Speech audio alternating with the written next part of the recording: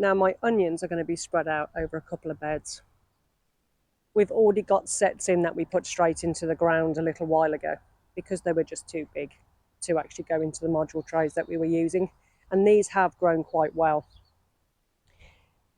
We do have the green builder's netting over the top and also a little bit of fleece, but I think I'm going to actually start taking the fleece off of the onions. Not sure yet though.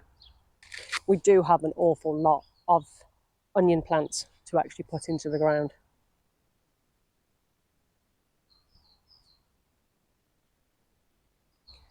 And they'll probably take up 1 to 2 beds. But the good thing about intersowing, there'll be other plants and things I can actually put in between. I've got lettuces that I can put in between some of the onions and some of the lower growing crops. I won't put any root veg next to these particular onions for this year because both of these beds are quite shallow. And we used Hessian underneath on these particular beds this year.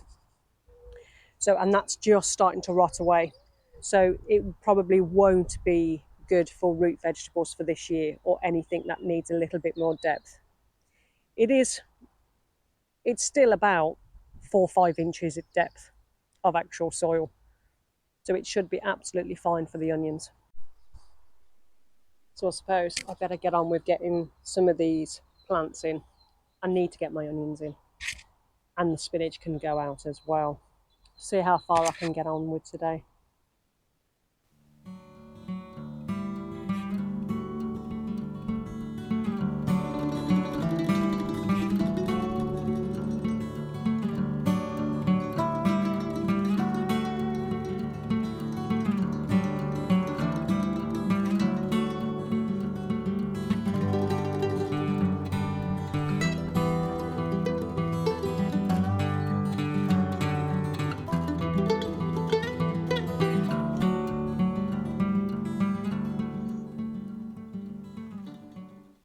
So I've definitely got to net these onions.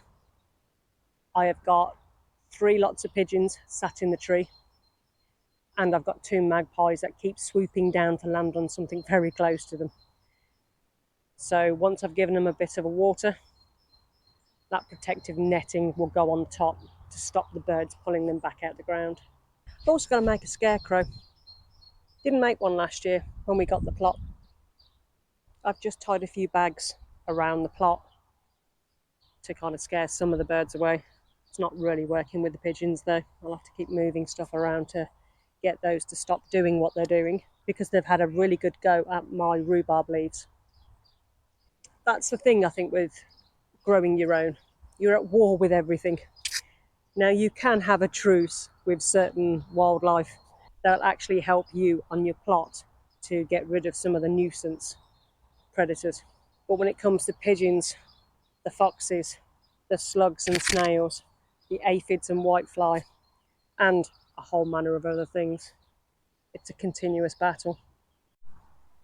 So that's my onions in. Probably should have wore gloves. Now we have grown onions a few times over the years, but something normally always happens to them and we always end up with a tiny, tiny crop. Be it birds, slugs, rotting, just literally the seed not germinating. But I'm really hoping this year we're going to get a few onions. Now, it's not normally something I was actually going to grow because with the onions, well, they were cheap. But I've noticed over the last year or two, the onions in the supermarket are getting really, really small and they're twice the price of what they were last year. I'm really hoping the onions that we've done by seed in the ground actually thrive because as I put them into the ground, the root system on a lot of them was absolutely tiny. Now they've all been treated exactly the same, and even the same type of seed, there's so much variation in what I've got growing. But I put in what I could, and we'll see if they actually produce anything this year. Fingers crossed it will. So come June, July, there'll be a lot of this stuff that won't actually be in the beds anymore.